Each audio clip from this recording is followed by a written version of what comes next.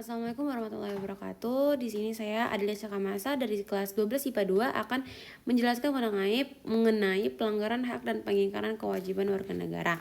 Jadi apa sih hak itu? Jadi hak itu merupakan semua hal yang diperoleh dan atau didapatkan oleh orang. Hak itu dapat terbagi dua, hak asasi manusia dan hak warga negara. Hak warga negara itu pertama ada pasal 21 ayat 1 di mana warga negara Indonesia berhak memiliki kedudukan yang sama di mata hukum. Yang kedua pasal 28A berhak untuk hidup dan mempertahankan hidup. Pasal 27 ayat 2 yaitu hak untuk bekerja dan penghidupan yang layak bagi kemanusiaan. Pasal 28B ayat 1 hak untuk membentuk keluarga dan melanjutkan keturunan melalui perkawinan yang sah. Pada pasal 29 hak untuk beragama, yakni meyakini kepercayaan, berserikat serta berpendapat. Pada pasal 31 ayat 1 warga negara Indonesia berhak untuk mendapatkan pendidikan. Pada pasal 32 ayat 1 warga negara Indonesia mengembangkan nilai-nilai budaya. Pasal 33 warga negara Indonesia berhak atas usaha perekonomian. Pasal 34 warga negara berhak mendapatkan kesejahteraan sosial. Lalu apa itu kewajiban? Jadi kewajiban adalah segala sesuatu yang dilaksanakan dengan penuh tanggung jawab. Nah, kewajiban sendiri itu terbagi menjadi dua, yaitu ada kewajiban asasi, kewajiban warga negara. Kewajiban asasi itu adalah kewajiban dasar bagi setiap orang.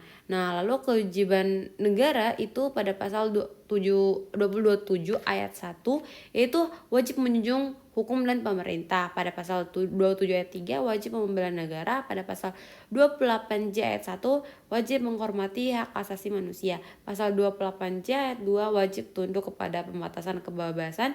Pada pasal 31 ayat 2 wajib mengikuti pendidikan dasar dan pemerintah wajib membiayainya. Nah, lalu nilai-nilai Pancasila itu ada 3, yaitu ada nilai dasar, nilai instrumental, nilai praktis.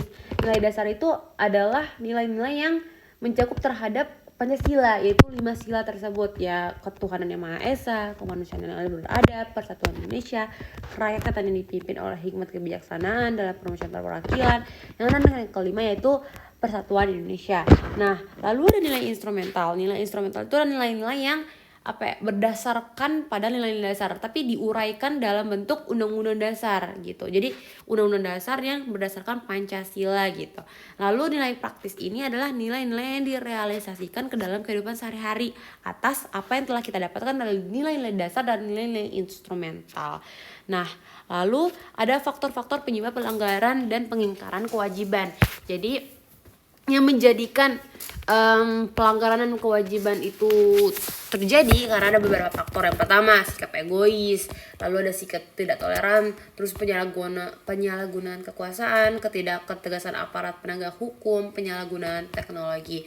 Lalu contoh-contoh kasus pelanggaran warga negara yang terjadi di sekitar lingkungan kita, seperti membuang sampah sembarangan, merusak fasilitas negara, seperti kasus kemarin di mana ada pihak yang gak bertanggung jawab atau anonim yang merusak patung Jenderal Sudirman.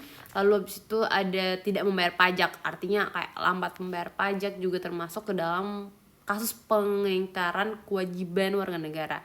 Nah, lalu gimana upaya pemerintah dalam penanganan kasus-kasus pelanggaran, baik kalau pelanggaran hak ataupun pelanggaran kewajiban warga negara Indonesia? Yaitu pertama ada supremasi hukum, yang kedua meningkatkan kualitas politik pelayanan publik, meningkatkan pengawasan dari masyarakat dan lembaga-lembaga politik, meningkatkan penyebarluasan prinsip-prinsip kesadaran bernegara, yang terakhir meningkatkan kerjasama. Sekian dari saya. Terima kasih. Wassalamualaikum warahmatullahi wabarakatuh.